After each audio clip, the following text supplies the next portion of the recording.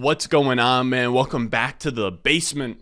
I'm Ron, and today we got something a little bit different. I've been thinking to myself, how can I provide more value and more actionable content to those of you guys that really support for the channel, really ride for the channel, helping keep the lights on the Patreon. And I decided that I'd start doing some more team audits where I can kind of go through each of your guys' teams and give some trade suggestions, kind of evaluate your team in general, talk about some rookie draft strategy. And instead of doing that behind the scenes in the Discord, I decided I'd put it into video form to help as many of you guys as possible with similar teams like these, especially because all three were in that rebuilding productive struggle type area where I think a lot of us are that had startups maybe last year, the year before that, and we're now trying to pivot from productive struggle tanking team into contender. So I think that's going to help a lot of people here. If you want to have your team featured going forward, make sure you go down below, check out the Patreon, patreon.com/Ron Stewart. We got an insane amount of stuff on there. We have now team audits, we have the rookie rankings, dynasty rankings, RS grades, all the seasonal stuff that I provide. It's a plethora of content. So if you want any of that stuff, if you want access to any of that stuff, check it out. As always, if you can't support that way, just make sure you go down below, subscribe, leave a like. Let's go. Thirsty, trying to choose. I mean, I know I'm pretty cool. My nitty babe. All right, so the first team we're going to talk about is from Chris _. And before we even get into the nitty gritty on the team, I'm going to kind of break down what this screenshot is, because this is what we're going to use moving forward for these teams, where we kind of break down quarterback, running back, wide receiver, tight end, starting lineup, and all of these picks. So let's kind of break it down section by section. First, we have the team breakdown across each position, and each of these players, so Deshaun Watson, Fields, Trubisky, they're ordered by Keep Trade Cut Values, which is a trade calculator that is kind of crowdsourced, and it's just to kind of give you guys a feel of how these players are ranked across each position in trade value. Then I highlighted players that I have either in my rankings as soft sells or hard sells, or guys that I thought just based on your team needs that I would call soft sells or hard sells. And then we have to the right of all the positions, the starting lineup. And this is a really cool idea. I guess I'm kind of patting myself on the back here, but I think it's really important to have an accurate assessment of how your team looks for the current year if you're trying to contend, or even if you're not trying to contend, just getting a feel for how you look just through the lens of 2022. So I found Underdog's ADP. Underdog's a huge sponsor of the channel. They're really good. It's a best ball site. You can draft on there, and it's a really good way for all of us Dynasty guys who are sickos and very zoomed out right now in the Dynasty space. We're just thinking about the next 3 years and rookie prospects. When you go on Underdog and you hop in a draft, you can kind of get much more of a feel of how redraft kind of feels about these guys in 2022. So a guy like Michael Thomas, who is the Dynasty like wide receiver 45, on Underdog, he's like the wide receiver 24. So there's a pretty clear discrepancy there. Now, obviously, he's a win now asset, but it just goes to show that he's not ranked that low because he can't be a top 24 wide receiver. It's because he's old, whatever. And he's probably being pushed down too far because of it. So if you want to kind of leverage that edge in your Dynasty leagues, make sure you check out Underdog Fantasy. I have a link in the description. I'll probably put a link down in the comments. But if you use my promo code RON, when you deposit at least $10, they will match your deposit up to 100. So if you deposit 20, they will match 20. And you can just get those reps in to kind of get a feel for how people feel about these players in 2022, not just kind of what we feel about these players from a Dynasty perspective. Then we have the rookie picks all the way on the end, and that's where we're going to start with this team from Chris, because this is a really strong team from a trade value perspective, almost entirely because of the draft capital. This team almost has too many firsts. Now, obviously, you can't have too many firsts, but this guy has 4 2022 firsts, 2 firsts in 2023, and 4 firsts in 2024, which is kind of absurd for a 10-team league. He legit has 3 years out, 40% of the league's 2024 first. And this team is clearly in rebuild mode, but I think the route at this point is that you can kind of pivot here and start to try and compete in 2022, because I think from here you have so much liquid to let the 2024 first accrue in value and just kind of be aggressive with the rest of your assets, because you pretty much have a get out of jail free card waiting for you on the other side in 2 years from 4 players in that 2024 draft class. So you might as well kind of let the 2023 first and the 2024 firsts remain untouched, and then use what you have now to try and win now and just have that liquidity and value on the back end just come filtering back in. So in terms of trying to win now with this team, just by looking at Underdog ADP, the team starting lineup isn't bad at all. Once Deshaun Watson comes back, you'll have a top 5 quarterback. You have Fields, quarterback 17, not bad. At wide receiver, you have wide receiver 9, wide receiver 16, and wide receiver 19 in AJ Brown, DK Metcalf, and DJ Moore. That's actually a really, really sexy wide receiver trio there. Then you also have Darnell Mooney, who's a top 36 option. And then also Brandon Ayuk and Rashad Bateman are strong upside, like swing wide receivers. Now, this team isn't ready to compete right this second, but I think you aren't too far away because now we have 4 firsts in 2022. And again, when you have 6 firsts banked in those next 2 draft classes, I think that this is the perfect time to be very aggressive and be very win now oriented with your 4 2022 firsts, because you can kind of just let those future firsts sit there and use your 2022 first to kind of maneuver around and get your team ready to at least make the playoffs and make some kind of a push in 2022. Because the idea here is we want to have as much liquidity and as much draft capital as possible while also competing and making the playoffs. Because once you make the playoffs, that's really all you need in fantasy. Everything is just pretty much a shit show from there. If you can squeak in, you have a shot at like 10xing your buy-in. So when you look at the rookie picks, I think 1000% that 101 needs to be spent on Breece Hall. This team's very thin at running back. You have Ronald Jones, Kenneth Gainwell, Keenan Wangwu, and Dontrell Hilliard. It's kind of a 0 RB productive struggle type team. Breece instantly gives you better title odds. He should be around RB 12 and underdog ADP once he has a landing spot. And ideally, with teams like this, I always preach this, but I really preach that you want to have 8 to 10 running backs, even if they're just guys that are on rosters like a Devontae Booker. You want to have those handcuff lottery tickets in case if the starter goes down, because you can get starting weeks from Devontae Bookers, Darrell Williams, guys like Khalil Herbert. And I think that's what you should be doing with your 303, 306, 410, and 502. Those guys all need to be on your favorite running backs. The Tyler Algiers, the James Cooks, the Zamir Whites, the Brian Robinsons of the world. That 4th rounder and 5th rounder need to be whoever your guy is, and Tyler Goodson, Keontae Ingram. If you use those 4 picks, well, you'll have 8 running backs plus Breece Hall 9. I think that would be really solid. Then I have the 102, 106, and 109 as soft sells, especially in a 10-team league. I think you got to put an emphasis on making your starting lineup as stacked as possible, and I think that those 2022 first are a really good way to do that, because you can kind of maneuver them and maybe bundle them up with a player you already have in your starting lineup. You can take, the 106 plus a guy and upgrade that spot. And at the 102, I love Malik Willis. You guys know I love Malik Willis, but I don't think that this team gains a ton from him. This isn't a team that needs any more trade value. It doesn't need to take a swing on a Malik Willis and try and cash out that way.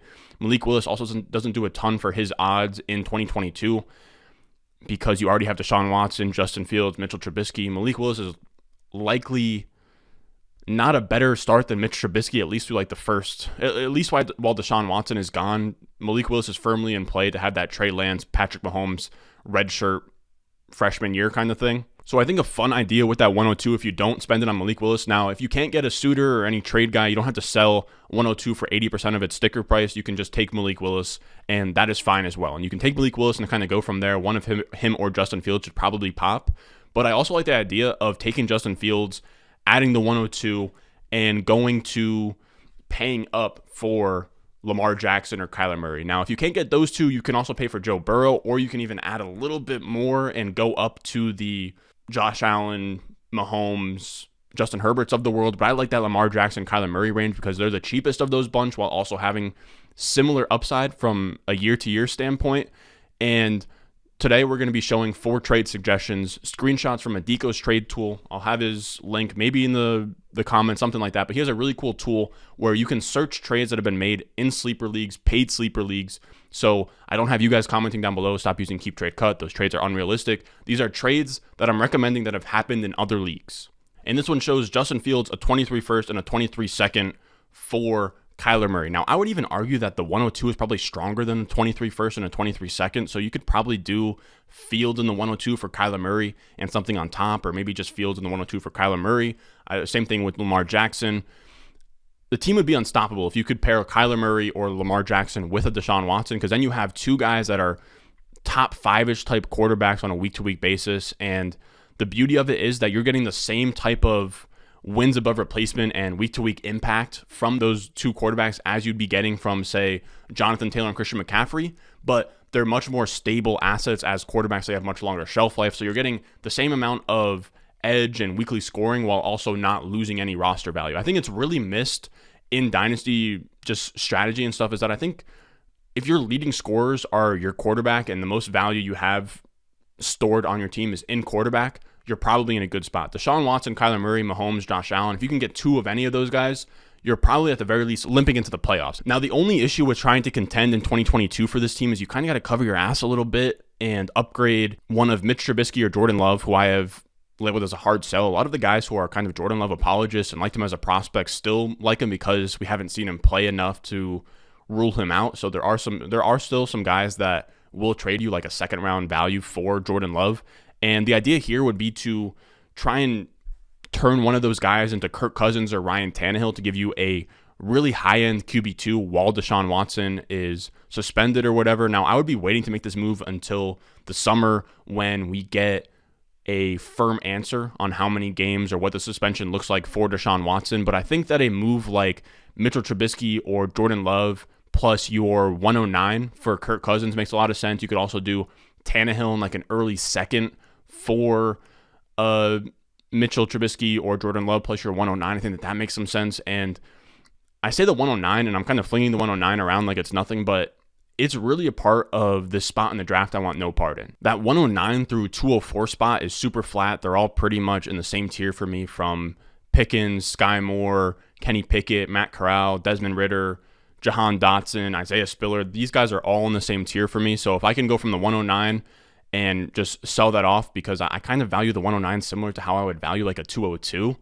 I'd be into that. So ideally, if you make moves in that range, you can have something like Deshaun, a Kyler or Lamar, and then you have a Kirk Cousins or Ryan Tannehill to cover while Deshaun Watson is gone. Then you get Breece Hall and a bunch of random RB dart throws. We'll kind of address in a little bit how to attack the RB2, but ideally, you'd probably be wanting to use one or two of, your 106, 109, 202 on some wide receivers if you can. Maybe Treylon Burks falls to the 106. Maybe a Jameson Williams falls to the 109. Maybe you settle for like an Olave. I think a Sky Moore type at 202 makes a lot of sense. The wide receiver room for this team is 6 deep and really strong. I think it just used one or two more pieces. So that's what I'd be targeting with the rookie picks. Maybe, again, 106 could get Burks, London, or Wilson to fall to them if Kenneth Walker gets pushed up. 109 preferably, again, we'd be trading off of that, and then 202 could easily be a Sky Moore. And while we're talking about wide receiver, I know I have a lot of these guys marked as hard sells, and Donovan Peoples-Jones, Nico Collins, KJ Osborne, Terrace Marshall. You'll never be able to just, I'm not going to form trades around them because you're never going to be able to sell somebody them, but they're very easy to put on the back end of a deal like earlier. If it takes Donovan Peoples-Jones to get that Kirk Cousins deal to go through, then so be it. Same with the other deals. Those guys should be your first line of defense to kind of grease the wheels if players have, because I know a lot of guys in Dynasty have their favorite in terms of some guys ride really hard for Nico Collins. Some of them ride hard for Donovan Peoples-Jones. Everyone, there's like a 60% population of the Dynasty League community that really likes certain like nonsense wide receivers. Same with like an Allen Lazard or Marquez Valdes-Scantling, Mecole Hardman, KJ Hamler. Every wide receiver like that has their own cult. So if you can find that guy in your league and use that to sweeten up a deal, that's a good way to get those guys off your team. The last trade I'd recommend is taking a guy like Cole Kmet, a tight end that I'm not a huge believer in, and you can kind of pair him with a pick and go get a tight end upgrade. Again, this is a common theme, especially in a 10-team league. You can take a player that you don't love as much, add a draft pick in there, and go get an upgrade. And with Kmet, apparently you can do this on in any league. This is what a trade that happened on April 8th. You have Cole Kmet and an early 2 for Goddard. Or you could do something like Cole Kmet and the 109 for Goddard and an early 2. I think either of those make a lot of sense on this team. I don't mind Noah Fant for this team, but ideally Noah Fant's your tight end 2 that comes in on bye weeks for Goddard, and you kind of want to give Noah Fant some time to really break out to be a reliable tight end 1 for your team. So in this theoretical world, we end up with Deshaun Watson, Lamar Jackson, and like Kirk Cousins at quarterback. We have Breece Hall at running back 1. Running back 2 was kind of just a void of random dart throws. Then at wide receiver, we have A.J. Brown, DJ Moore, DK Metcalf, Mooney, Ayuk, Bateman, plus maybe a Treylon Burks, a Sky Moore. Then you have Goddard and Fant at tight end. Then you have 6 firsts in the next 2 years. So that's really, really nice. And then I'd also say that I'd try and be aggressive with those 2024 seconds. You have, I believe, 4 2024 seconds. So you can kind of use those to trade up. Like if you do 106 and the 2024 second, then maybe you can go from the 106 to that 103 to 105 range and lock in a Wilson, London, or Burks. Or you can even spend 1 or 2 on of those 2024 seconds and go get a James Conner in like a July or August when, you want to wait until the draft happens, because if Breece Hall goes to the Cardinals and you're screwed with that. But I think that those 2024 seconds, if you want to use, anywhere from like 1 to 3 of them, I think they'd be good to burn to move up into tiers of the draft that you like, or to get those cheap RB2s that can give you still pretty good RB2 production in James Conner, Rashad Penny, Kareem Hunt, all of those kind of guys.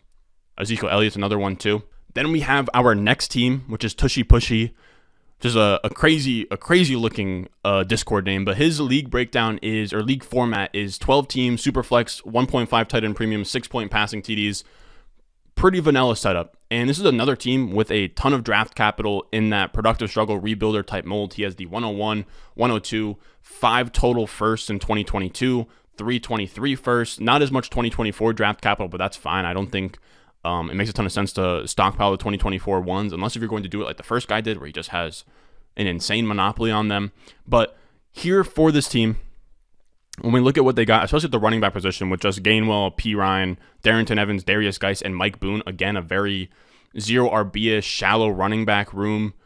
This is a team where the 101 needs to be Breece Hall. And on top of that, like with the last team, the 301, the 401, and the 406 all need to be upside handcuff running backs in the Tyler Algier, Zamir White, Tyler Goodson, Keontae Ingram, whoever is your flavor, take those guys.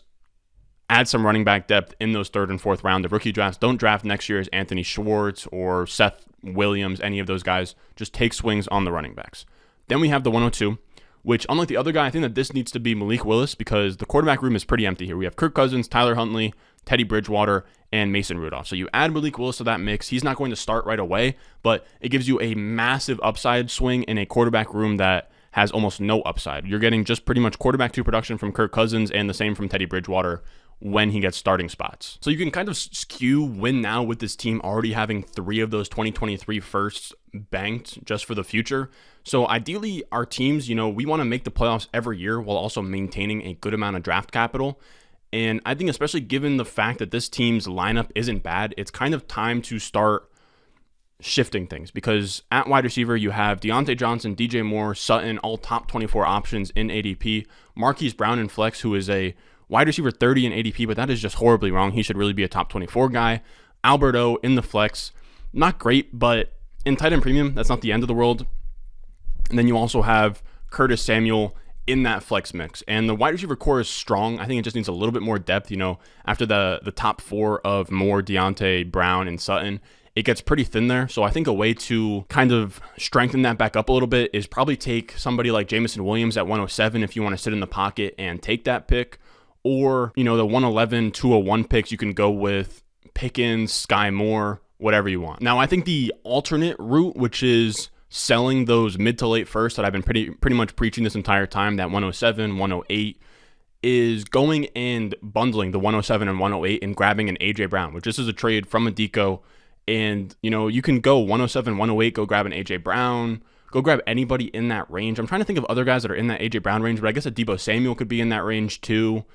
But I think it makes sense to bundle 107, 108, or whatever combination of first kind of makes sense for whatever wide receiver you're targeting. Ideally, you want to have one more very firm top 12 option at wide receiver. So I'd lean wanting to sell it that way. Again, my philosophy with this class is that at the 107, 108, that range, if Willis, Hall, Burks, Wilson, and London are all off the board, your pick might as well just be an early second. So if you can move off of those 108s and 109s, make sure you can do it. And I think another fun idea with that would be maybe use those 23 first. This guy has 5 2023 firsts to maneuver up the board. So like the 108 and a 23 second for the 104 could be something that makes some sense. And I also like the idea of using a 23 second or 2 to skew a little bit more win now with this team for 22 by grabbing an RB2 with maybe a 23 second for Rashad Penny, Kareem Hunt, Miles Sanders.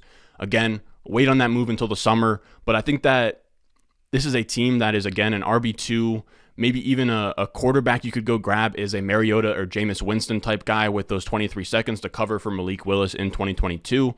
And you can even add guys like Tim Patrick, Tyler Huntley, whoever, those guys that I have in dark red to that trade to go, Tyler Huntley, Tim Patrick, and like a third and go grab Marcus Mariota. That could make some sense. Then the tight ends are solid. You have Alberto and Gronk. I will say that I don't necessarily have Hunter Henry and Irv Smith as sells, but I think on this team, just given you already have Albert O and Gronk, those are guys that can be moved around as well. So again, I think your starting lineup, if you make some of these moves that I'm talking about, could look something like Kirk Cousins and Marcus Mariota at your quarterback spots, Breece Hall at RB1, maybe Rashad Penny at RB2, A.J. Brown, Deontay Johnson, DJ Moore, Gronk at tight end, then your flex could be Sutton and Marquise Brown. I think that would be a very, very strong team heading into 2022 with tons of 2023 draft capital. And that's without even mentioning wide receivers that you would have taken at 111, 201, and like the 208. Now, this guy, tushipushi, also sent me some recent trades. So he made 2 trades in March that we'll take a look at real quick.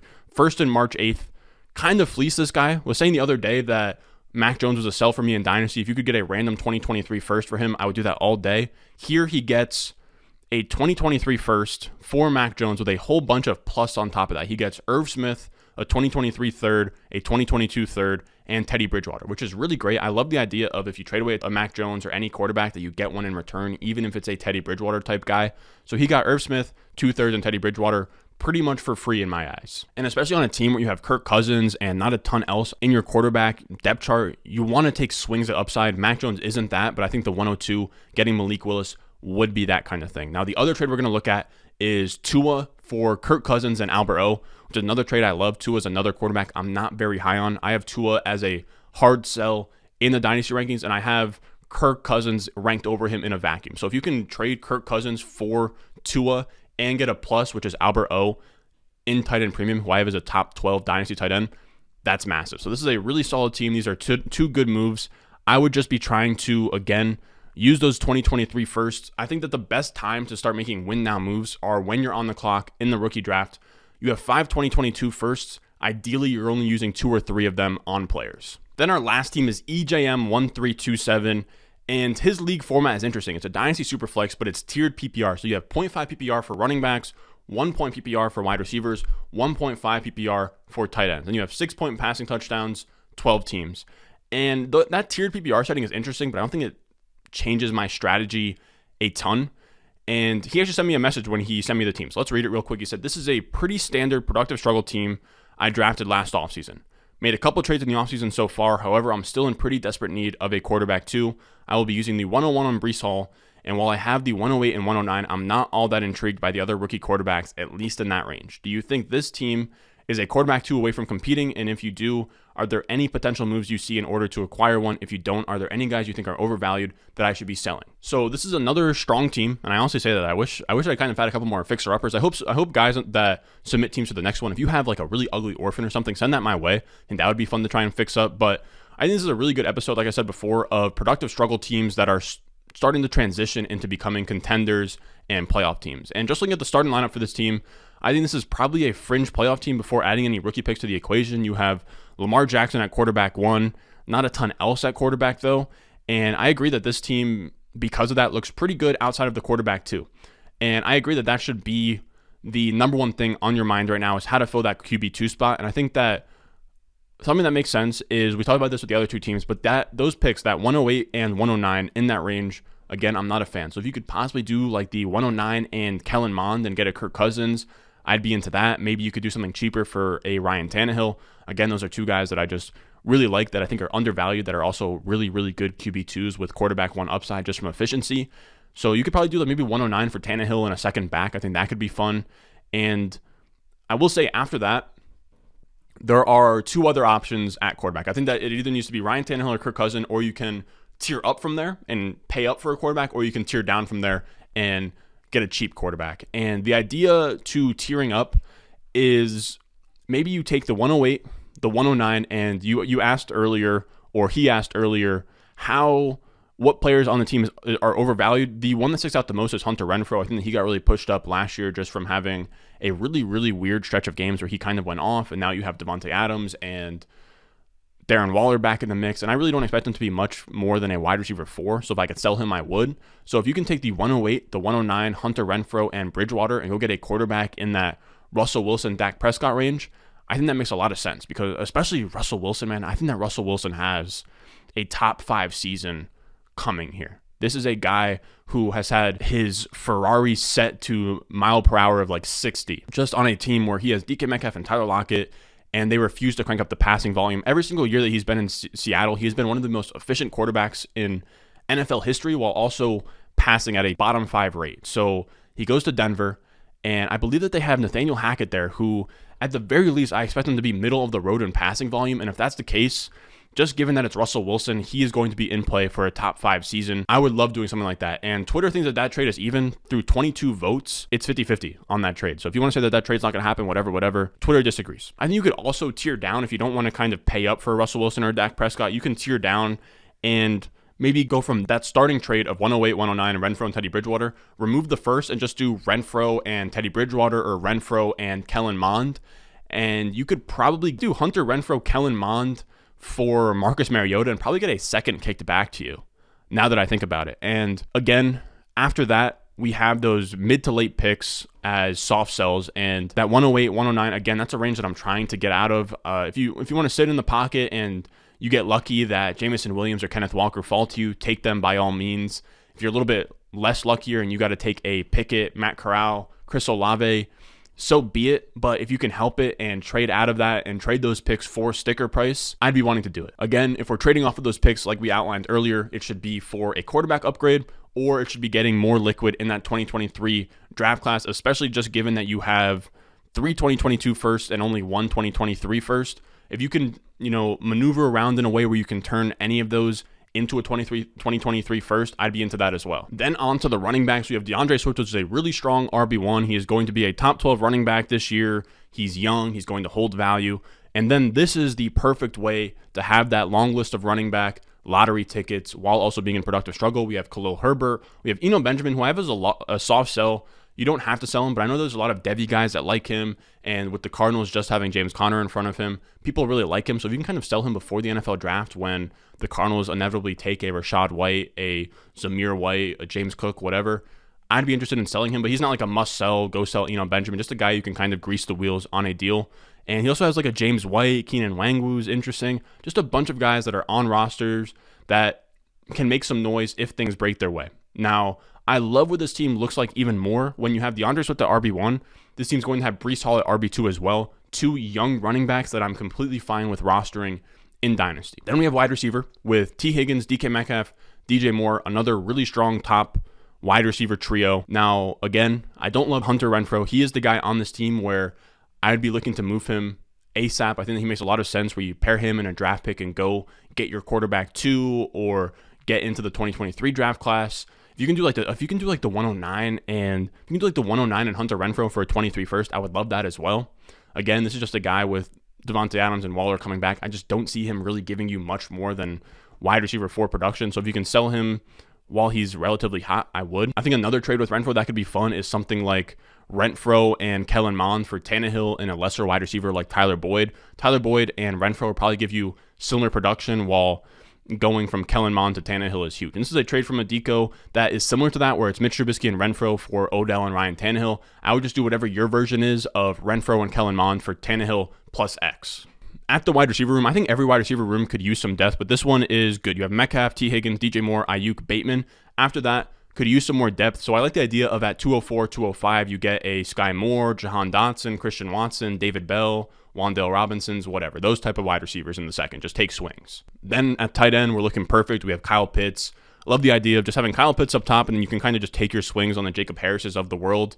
And all in all, this is a very solid team. I think we went over really good trade ideas, and he also sent me some of his recent trades. So let's look at this 2-parter where he pretty much sells CeeDee Lamb and parlays that into his next trade. So he sells CeeDee Lamb, Nyheim Hines in the 205 for Justin Jefferson in a third, which is a really solid trade. If you have CeeDee Lamb and you can turn that into Justin Jefferson, that's amazing. It's almost a straight swap from CeeDee Lamb to Justin Jefferson. And in my eyes, you guys know me, not a big CeeDee Lamb guy. I have CeeDee Lamb in the wide receiver 10 range. I have Justin Jefferson as my wide receiver 1.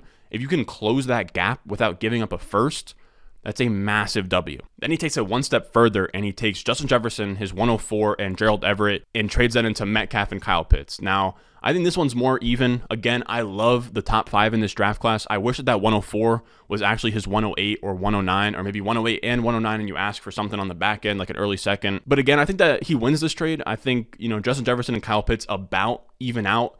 at the very least, you can say Justin Jefferson by a little bit, but maybe only by like a second or so. So it really just becomes selling the 104 for Gerald Everett, Metcalf, and maybe whatever leftover value you lose from Jefferson to Pitts. And I think that that's fine. I would personally need a 101 or maybe the 102 to think about selling DK Metcalf for. So buying him for the 104 I think is huge. Again, I would probably need to go from CeeDee Lamb to Justin Jefferson in that first trade. If I'm the Jefferson owner, I probably need a first or two to get from CeeDee Lamb to Justin Jefferson. So I think this is a really good move. You parlayed CeeDee Lamb into a treasure trove of Kyle Pitts and DK Metcalf. So well done, if you will. Now that's going to do it for us today, fellas. Again, if you want to be featured in these videos moving forward, if this video does well, I'll probably do these maybe bi-weekly, weekly. I don't know. I don't know how these videos are going to do. Let me know down below if you have any ideas for suggestions on how to do this a little bit better, a little bit more clean. This is still a work in progress. I still don't know what format I'm going to do. I also kind of want a theme. Like I was thinking maybe Extreme Makeover for the theme of it, or like a Bob the Builder, like Ron the Builder type series. So I don't know. I still don't have a series name for it or anything yet. This is still an idea that's kind of in its infancy stages. But if you enjoyed the video, make sure you go down below, subscribe, leave a like if you want to be featured in these moving forward and get your team broken down on future videos. Make sure you check out patreon.com/Ron Stewart. You get entry into these Dynasty rankings, rookie rankings, RS grades, all of that good stuff for literally $5. Make sure you check it out, patreon.com/Ron Stewart. And as always, I will see you guys in the next one. I got the juice, I got the juice. Channel, Chatham's on. Foolies glad I'm home. Even my haters kinda glad I'm on. Rest in peace to my vagabond. Rapper, song, singer, suspended, subpoena from Mr. Me.